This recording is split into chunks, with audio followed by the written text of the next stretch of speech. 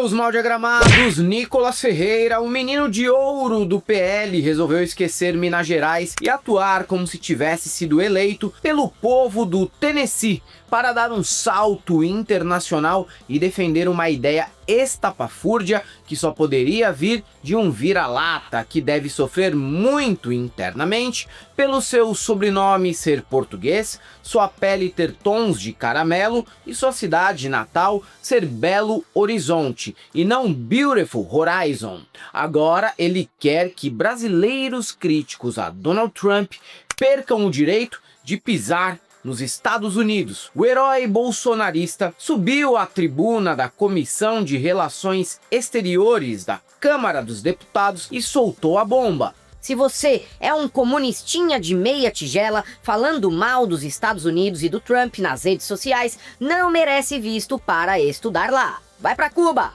A frase foi dita na frente do chanceler Mauro Vieira e caiu como uma granada no Twitter, quer dizer, no X, e dividiu a internet entre palmas, críticas e memes. Muito mais críticas e memes do que palmas. Mas como chegamos a esse ponto, hein? E por que Nicolas está tão preocupado com quem fala mal do Trump, se ele é um parlamentar mineiro e nem sequer mora em Governador Valadares, onde metade da população viveu nos Estados Unidos e hoje faz frila de coiote para levar os parentes e conhecidos para lá? Para entender essa treta, precisamos voltar no tempo, mais precisamente para janeiro deste ano. Nicolas, com seus 28 anos e uma postura que imita os piores trejeitos de pastores, influencers e políticos, embarcou numa missão quase sagrada: acompanhar a posse de Donald Trump, 47º presidente dos Estados Unidos. Thank you so much. I can't speak right now what is inside my heart, but Ele foi para o Baile da Liberdade, um evento VIP, sonhando tirar uma selfie com o Trump e quem sabe com o Elon Musk. Spoiler, não aconteceu. Trump estava ocupado discursando por 1h40 e Musk respondeu uma DM naquele estilo: Tô ocupado, irmão, mas vamos marcar sim, com certeza. Só que em questão de ser sabujo norte-americano, Nicolas dá um show e não desiste. Na época, postou stories, apareceu no telão de um jogo da NBA e gritou "Go Trump!", como se fosse um torcedor fanático.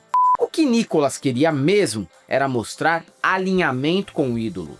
Trump, para ele, é mais do que um presidente, é o símbolo da luta contra o globalismo e os comunistas. E Nicolas, que já se consolidou como um dos maiores expoentes da direita brasileira nas redes sociais, viu nessa posse uma chance de ouro para reforçar sua imagem de defensor da liberdade, ou pelo menos da liberdade que ele acha que vale a pena. Mas aí veio a reviravolta. Em fevereiro, Nicolas já estava aqui no país dando entrevistas e foi questionado sobre as deportações de brasileiros nos Estados Unidos. Muitos deles, pasmem, eram mineiros, eleitores do próprio Nicolas, e o lance se tornou algo tão grave que a prefeitura de Governador Valadares criou um plano de emergência para atender valadarenses em situação de deportação, e eu não tô zoando. Seguinte, você apoia o Trump, gosta do Trump, bate palma do Trump, foi pra posse do Trump. O Trump tá fazendo isso com o povo mineiro. O que se diz dessas pessoas? eu discordo. Discorda do Trump? Eu discordo. Infelizmente, se isso está de fato acontecendo, é uma atitude que, mais uma vez, precisa ser sanada. Na época, Nicole tentou fugir da raia, dizendo que não era deputado dos Estados Unidos e que só condenaria as deportações se tivesse provas das violações de direitos humanos. As provas logo vieram, com brasileiros chegando ao nosso país algemados, mesmo quando claramente não representavam nenhum outro perigo a não ser aumentar a votação para o PL em 2026. Mas o menino Nick não se abalou ao ver seus apoiadores sendo tratados como cidadãos de segunda classe. Ele dobrou a aposta nesta semana quando defendeu a suspensão de vistos para estudantes brasileiros que, nas palavras dele, são comunistinhas que falam mal do Trump. O que também é interessante, porque de certa maneira, Nicole reconhece que quem está interessado em estudar geralmente é de esquerda. Isso aconteceu no dia 28 de maio de 2025, na Comissão de Relações Exteriores. Nicholas subiu ao púlpito com aquele tom de quem tá tendo uma grande sacada e disse: "O cara aqui, na sua rede social, né, um comunistinha de meia tigela, fica falando mal dos Estados Unidos, do Trump, como por exemplo o deputado aqui, né, Janones, que quase praticamente que negou o atentado que aconteceu com o Trump, e daqui a pouco está querendo estudar nos Estados Unidos, né? Não, sua rede social vai ser avaliada, talvez você não tenha visto para poder estudar nos Estados Unidos." A fala, registrada por veículos como o Diário do Centro do Mundo e o UOL, explodiu nas redes. No X teve de tudo, desde quem achou Nicholas coerente até quem o acusou de trair a própria bandeira da liberdade de expressão. Leonardo Sakamoto, no UOL News, foi certeiro. Nicholas defende a liberdade de expressão, mas só se for para falar o que ele gosta. Se criticar o Trump, toma ban dos Estados Unidos. Em resumo, Nicholas quer liberdade para xingar o STF, mas apoia a censura para quem critica o Trump. Foi tão contraditório e ridículo que até a revista Veja criticou. Nicholas, que vive pregando liberdade irrestrita no Brasil, acha que os Estados Unidos podem barrar quem pensa diferente. E com isso, eu fico sempre em dúvida. O deputado é burro ao ponto de não notar a própria hipocrisia, ou ele é muito esperto em apostar que seu eleitorado jamais perceberia tamanho contrassenso? Nicholas, o garoto propaganda da liberdade de expressão, parece ter uma visão bem seletiva do que é liberdade. No Brasil, ele é contra qualquer moderação de conteúdo que afete a direita.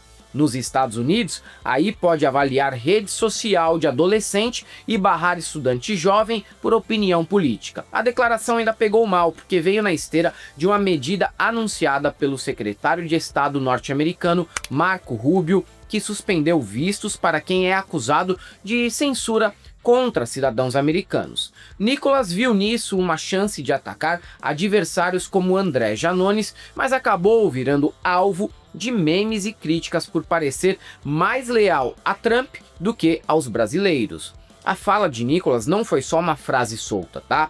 Ela reflete um momento maior, a polarização global e a relação de parte da direita brasileira com o trumpismo. O deputado sabe o poder das redes sociais, só que o que é vantagem na direita muitas vezes passa a ser um defeito deles também. A direita controla as narrativas das redes, mas vive demais dentro delas, o que rompe com o senso de realidade. Ao defender que os Estados Unidos julguem brasileiros por seus posts, ele abriu a porta para uma pergunta incômoda: e se o Brasil começasse a barrar bolsonaristas por falarem mal do Lula?